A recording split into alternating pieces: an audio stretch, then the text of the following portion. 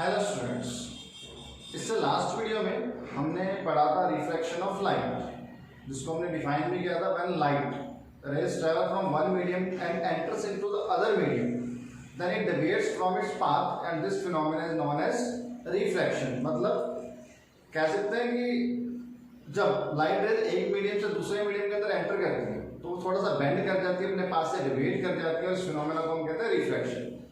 इस वीडियो में आज हम उसी रिफ्रैक्शन से रिलेटेड कुछ फिनोमेनास की बात करेंगे कि रिफ्रैक्शन से हम बहुत सारी चीजें एक्सप्लेन कर सकते हैं। इसमें से कुछ चीजें हम यहाँ पे जो है एक्सप्लेन करेंगे। तो चलिए वीडियो स्टार्ट करते हैं। Phenomena related to refraction of light. सबसे पहला फिनोमेना जो अपने पास यहाँ पे है, early sunrise and delay sunset.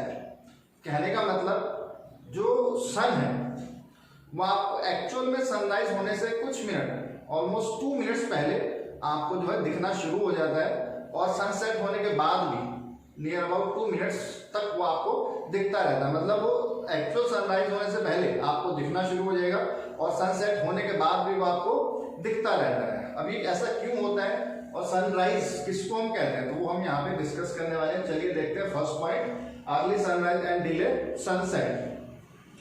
तो यहाँ पे एक अर्थ बना लेते हैं हम। सपोज कि ये हमारे पास एक अर्थ का पार्ट है, ये अपने पास है अर्थ, ठीक है। अर्थ का हॉरिजन, हॉरिजन हम कहते हैं अर्थ से जो टेंजेंट आप ड्रॉ करते हो। अगर मैं कहता हूं मेरे पास सर्कुलर इस तरीके से अर्थ है, तो ये जो मैं लाइन ड्रॉ करता हूं इसको हम कहते हैं हॉरिजन। हॉरिजन। तो यहाँ पे मेरे पास अगर अर्थ है गोल, तो इसका मैं कहता हूं मेरे पास ऑरिजिन, सॉरी हॉरिजन होगा वो यहाँ पे नहीं होगा, ये मेरे पास हो जाएगा हॉरिजन। हॉरिजन अर्थ का, ठीक। अब हमको पता है कि अर्थ के चारों तरफ क्या है, एटमॉस्फेयर है और एटमॉस्फेयर के डिफरेंट डिफरेंट लेयर्स है। तो हम यहाँ पे कह सकते हैं कि हमारे पास जो अर्थ है इसके चारों तरफ एटमॉस्फेयर के डिफरेंट डिफरेंट लेयर्स है। ये इस तरीके से ये हमारे पास एटमॉस्फेयर के डिफरेंट डिफरेंट लेयर्स हैं। और अपने को ये भी पता है जैसे जैसे हम हायर एल्टीट्यूड्स पे जाते हैं, जैसे जैसे आप ऊंचाई पे जाते हैं जो एयर की डेंसिटी है वो डिक्रीज होती जाती है। और हम कह सकते हैं कि जैसे जैसे डेंसिटी डिक्रीज होगी वैसे वैसे हमारे पास जो एयर है, ये डिफरेंट जो लेयर्स बन रही हैं, इनका रिफ्रैक्टिव इंडेक्स भी डिक्रीज होता जाता है। मतलब जैसे जैसे आप ऊपर जाते जाएंगे वैसे वैसे हमारे पास जो एयर है वो हल्की होती जाएगी, रेयर मीडियम में कन्वर्ट होती जाएगी। अब हम बात करते हैं सनराइज। एक्चुअल सनराइज किसे कहते हैं? एक्चुअल में जो सनराइज होता है वो हम कहते हैं जब हमारे पास ये अर्थ का जो हॉरिजन है,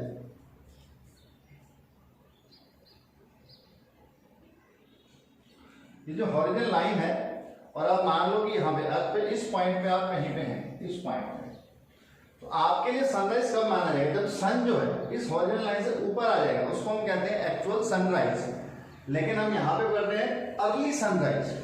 तो होता क्या है, मान लेते हैं अभी हमारे पास सन इस हॉरिजन से नीचे है, अभी यहीं कहीं सन अपने पास है,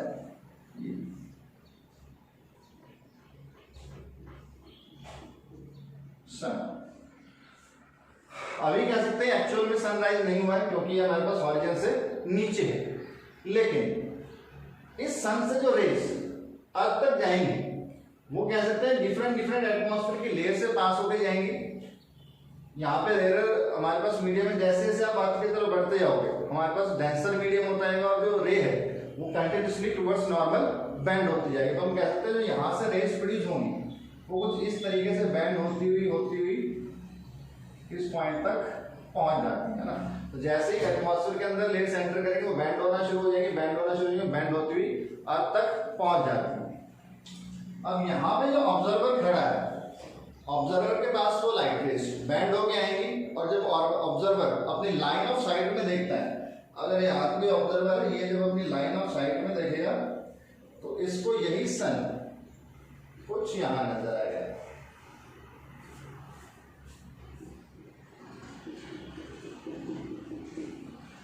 तो कह सकते हैं इस केस में हुआ क्या, हमारे पास सन अभी हॉरिजन से नीचे एक्चुअल में सनराइज नहीं हुआ है, लेकिन due to atmospheric refraction, atmosphere की लेयर्स की वजह से जो रिफ्रैक्शन हो रहा है, सन से आने वाली रेज कंटिन्यूअसली बेंड करेंगे, बेंड होती हुई यहाँ ऑब्जर्वर के पास पहुंचेंगी, और जब ऑब्जर्वर अपनी लाइन ऑफ साइट में देखता है तो उसको सन ऊपर नजर आने लग जाता है। मतलब अभी एक्चुअल में सनराइज नहीं हुआ, सन हॉरिजन से ऊपर नहीं आया, फिर भी ऑब्जर्वर को वो दिखना शुरू है, तो इसको हम कहते हैं अर्ली सनराइज। और ये नियर अबाउट 2 मिनट्स पहले जो अपने को सन दिखने लग जाता है। और ये सेम फिनोमेना हमारे पास सनसेट के टाइम भी होता है, जब सन इस हॉरिजन से नीचे चला जाता है उसको हम कहते हैं सनसेट। लेकिन जब सनसेट हो जाता है उसके बाद भी जो सन है वो थोड़ी देर तक दिखता रहता है, इसको हम कहते हैं डिले सनसेट। तो दोनों ही फिनोमेना हम एक्सप्लेन कर सकते हैं with the help of atmospheric refraction. Students, इस टॉपिक के नोट्स में आपको नहीं लिखवाऊंगा, जो टॉपिक्स लिखे हुए हैं इनके जो नोट्स हैं, इनके एक्सप्लेनेशन वो आपको अपनी बुक से खुद अपनी नोटबुक के अंदर उतारनी है। मैं सिर्फ यहाँ पे आपको बता दूंगा कि इनके पीछे रीजन क्या है, लेकिन इसके जो एक्सप्लेनेशन है वो सभी स्टूडेंट्स अपने बुक से देखकर लिख लेंगे। तो ये हमारे पास फर्स्ट फिनोमिना हो गया, early sunrise and delay sunset. देखते हैं सेकंड फिनोमिना।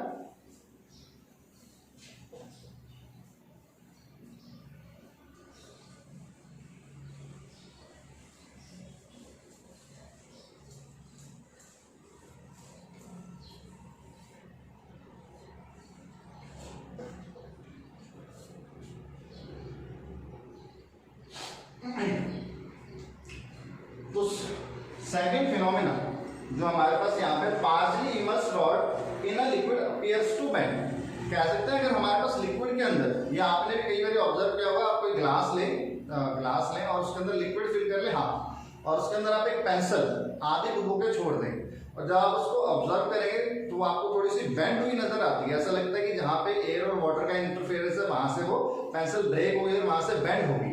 और ये जो बेंडिंग होती है ऑब्जेक्ट्स की, ये भी हम रिफ्रैक्शन से एक्सप्लेन कर सकते हैं। चलिए देखते हैं किस तरीके से। मान लेते हैं हमारे पास यहाँ पे एक कंटेनर है,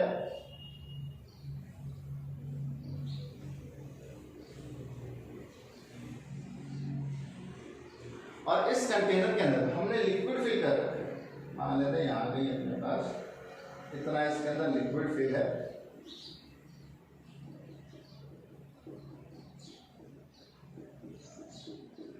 ठीक। अब इस लिक्विड के अंदर एक रॉड पेंसिल कुछ भी आप एक टिम्बर आगे डुबो देंगे इसके अंदर। तो मान लेते हैं हमारे पास इस तरीके से कोई रॉड है,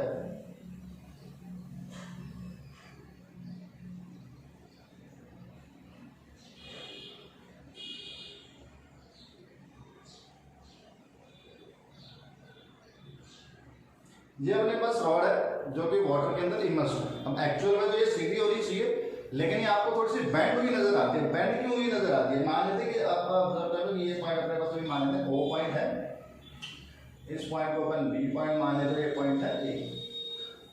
अब हमारे पास जो पॉइंट O है, ये पॉइंट है वाटर सरफेस के नीचे, और वाटर अपने पास कैसा मीडियम है? डेंसर मीडियम है। और बाहर मेरे पास जो एयर है, एयर कैसी है? रेयर मीडियम है। तो कहता है कि हमारे पास जो लाइट रेज आएंगी डेंसर टू रेयर मीडियम आएंगे। तो अगर हम इस O पॉइंट से कोई भी रेज अगर बाहर लेके जाते हैं, मान लो इस पॉइंट से अपने पास दो रेज इस तरीके से आ रही हैं, बाहर आ रही हैं वाटर से, और जैसे ही वाटर से एयर में आएंगे तो अपने को पता है away from the normal bend कर जाएंगी। तो ये थोड़ा सा ऐसे बेंड कर जाएंगे, ऐसे बेंड कर जाएंगे। और जब कोई ऑब्जर्वर इनको जब यहाँ से व्यू करेगा तो उसको अपनी लाइन ऑफ साइट में जो ये रेज है वो कहीं इस पॉइंट से आती हुई नजर आएंगे, इस पॉइंट से। तो हम कहते हैं O पॉइंट है एक्चुअल में नीचे, लेकिन रेस की बेंडिंग की वजह से जब आप बाहर उसको देखो तो O पॉइंट नीचे की वजह आपको थोड़ा ऊपर नजर आएगा। मतलब ये आपको कुछ जो पेंसिल है या कोई भी रॉड है वो इस तरीके से नजर आएगी। तो कह सकते हैं एक्चुअल में सीधी थी ये, लेकिन ड्यू टू रिफ्रैक्शन जब हमारे पास लाइट डेंसर मीडियम से रेयर मीडियम के अंदर आएगी तो जो रेज यहाँ से आ रही है वो बेंड हो जाएंगी, और बेंडिंग की वजह से ये ऑब्जेक्ट अपने को बीच में से बेंड होता हुआ नजर आएगा। ये हमारे पास second phenomena which is related to refraction. Third जो बड़ा इंटरेस्टिंग फिनोमेना है वो हमारे पास है ट्विंकलिंग ऑफ स्टार्स। तो चलिए देखते हैं।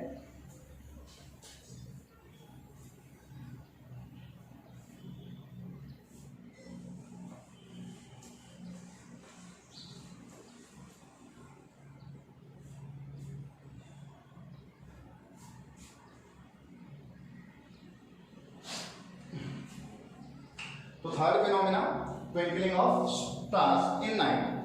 आप सभी ने ऑब्जर्व किया होगा रात को जब आप स्टार्स को देखते हो तो आपको ट्विंकल करते हुए नजर आते हैं, उनकी लाइट कभी कम होती है कभी ज्यादा होती है, ऐसा आपका फील होता है कि स्टार ट्विंकल कर रहे हैं। अब ये स्टार ट्विंकल क्यों करते हैं उसके पीछे जो रीजन है वो हमारे पास है रिफ्रैक्शन। देखते हैं किस तरीके से आप इसको एक्सप्लेन कर सकते हैं। सेम यहां भी मैं बात करूंगा, अगर अपने पास अर्थ है, मान लेते हैं अर्थ की सरफेस अपने पास, अर्थ के चारों तरफ क्या है, डिफरेंट लेयर्स ऑफ एटमॉस्फेयर। तो इसके चारों तरफ मेरे पास डिफरेंट एटमॉस्फेयर की लेयर्स हो जाएंगी। ये मेरे पास डिफरेंट एटमॉस्फेरिक लेयर्स हो गई। अब जो स्टार है वो मान लेते हैं यहाँ कहीं अपने पास स्टार है।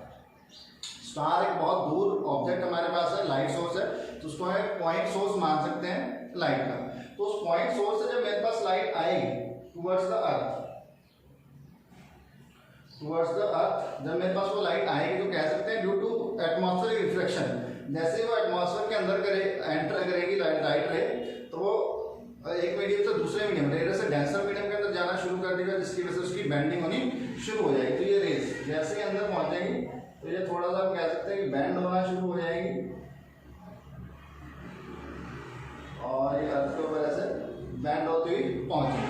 अब यहाँ पे ये अपने पास थोड़ी सी ऐसे बेंड करते हुए पहुंच जाएंगे। जैसे ही अंदर एंटर करिए इनकी बेंडिंग होनी शुरू हो जाती है और जो यहाँ पे ऑब्जर्वर है उसके पास ये रेज बेंड होके आएंगी और जब वो अपनी लाइन ऑफ साइट में देखेगा तो उसको ये स्टार यहाँ कहीं नजर आएगा। तो हम कह सकते हैं एक्चुअल में ये हमारे पास एक्चुअल पोजीशन है, एक्चुअल पोजीशन ऑफ स्टार, और ये अपने पास है अपैरेंट पोजीशन।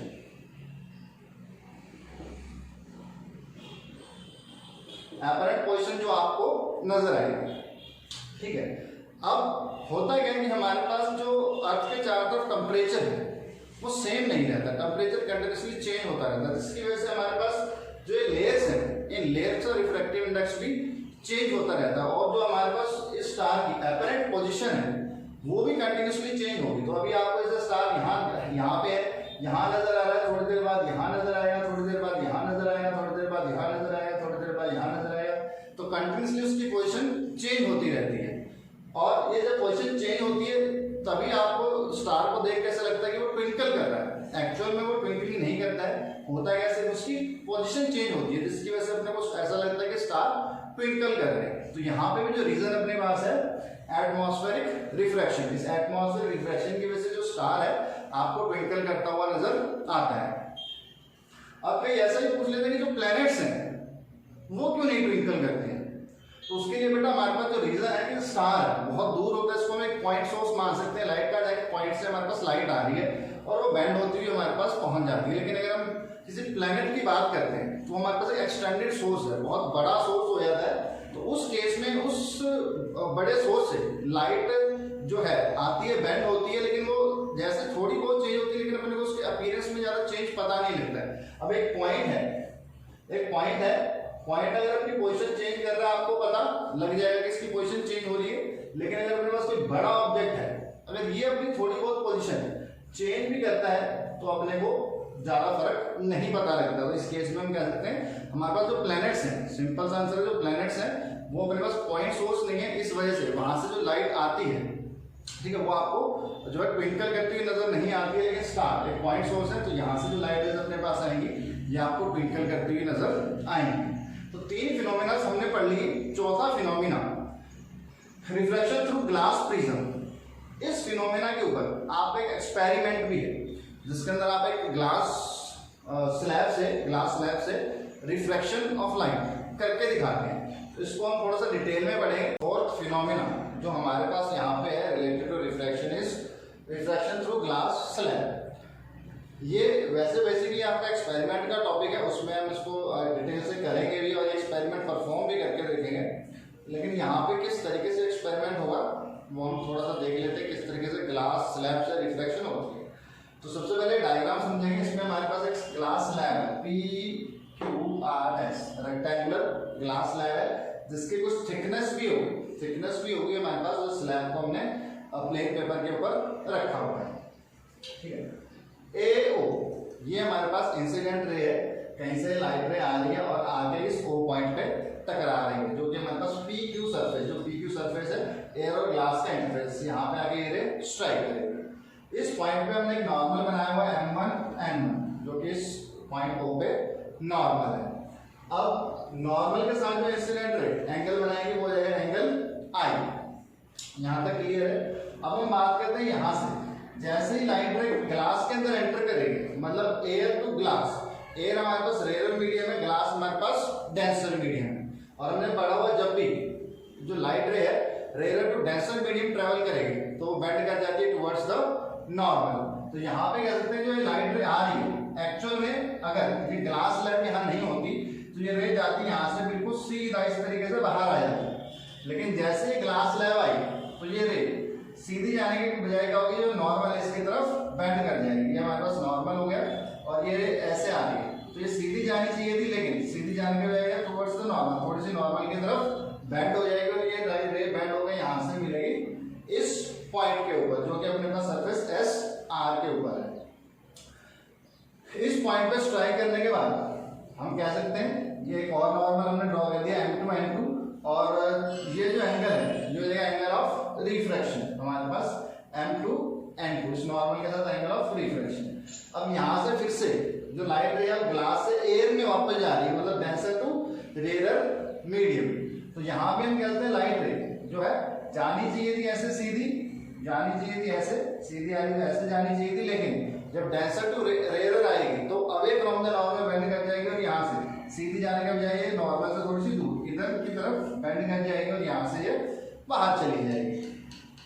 ये जो रे है इसको हम कहते हैं इमर्जेंट रे, जो यहाँ से बाहर निकलती है इमर्जेंट रे, और ये जो एंगल बनेगा इसको हम कहते हैं angle E, emergence, angle of emergence या इमर्जेंट एंगल। यहाँ पे जो नोट करने वाली बात है कि जो हमारे पास रे आ रही है, ये रे को अगर हम आगे एक्सटेंड कर देते हैं और जो यहाँ से फाइनली इमर्जेंट रे आ रही है, ये दोनों रेज हमारे पास एकदम पैरेलल जाती है। पैरेलल क्यों जाती है, तो हम कह सकते हैं कि हमारे पास जब लाइट एयर टू ग्लास में एंटर करेगी तो जितना वो बेंड होगी टुवर्ड्स द नॉर्मल, उतना ही वो वापस जब ग्लास से एयर में जाएगी तो उतना ही away from the normal bend हो जाएगी और वो इसके पैरेलल निकल जाएगी। अब इन दो रेज के बीच में हमारे पास कुछ डिस्टेंस होता है जिसको हमने यहाँ पे डी से, स्मॉल डी से डिनोट किया हुआ है। इस डिस्टेंस को हम कहते हैं लेटरल शिफ्ट, कि जब हमारे पास प्रिज्म से होगी लाइट रे बाहर आएगी तो उसके बीच में कुछ शिफ्ट आ जाएगी, कुछ डिस्टेंस आ जाएगा, इस डिस्टेंस को हम कहते हैं लेटरल शिफ्ट।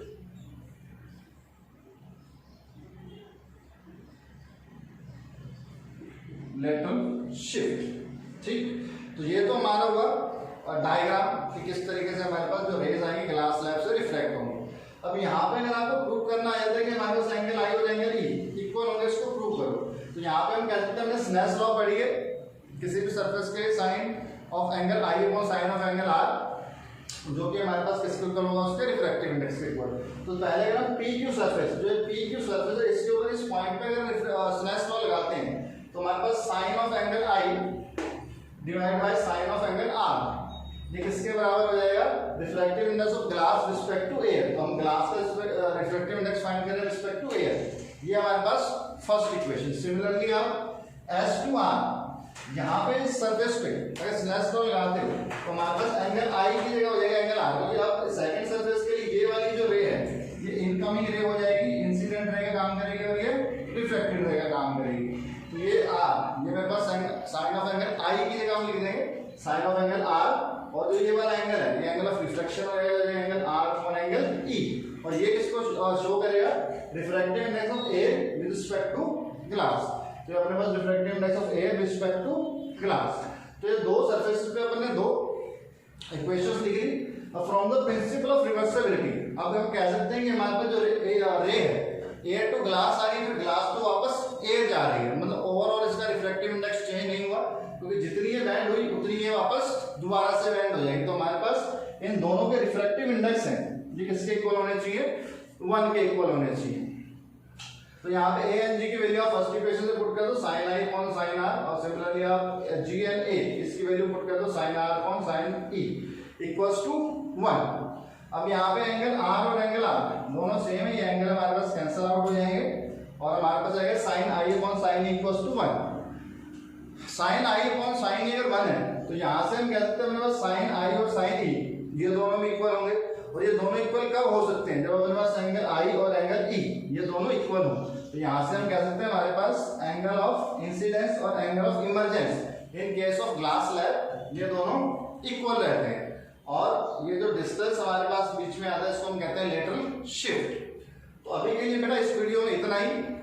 रिफ्लेक्शन से रिलेटेड कुछ और इंटरेस्टिंग फिनोमेना हम आगे पढ़ेंगे। इसमें अपने को लेंस भी पढ़ना है, टोटल इंटरनल रिफ्लेक्शन पढ़नी है, बहुत सारे टॉपिक्स हमारे पास इस चैप्टर के अंदर है, लेकिन वो सारे चैप्टर्स हम कंटिन्यू करेंगे नेक्स्ट वीडियो के अंदर।